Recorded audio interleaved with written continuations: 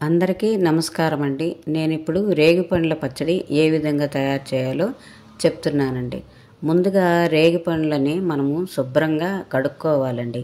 ఏ మట్టి గిట్టి ఏమి లేకుండా, పురుగులు ఏమి లేకుండా నీట్గా చూసుకోవాలండి. తర్వాత వాటిని శుభ్రంగా తుడిచి ఒక పక్కన పెట్టుకోవాలి. తర్వాత బాణలి పెట్టుకొని దాంట్లో నూనె వేసి, నేను నువ్వుల నూనె ఎక్కువ వాడతానండి. దాంట్లో ఈ పోపు దినుసులు అన్నీ వేసి బాగా వేయించుకోవాలి. తర్వాత పచ్చిమిరపకాయలు, ఎండుమిరపకాయలు, నువ్వులు, చింతపండు, ఉప్పు అన్నీ వేసి బాగా దంచుకోవాలండి.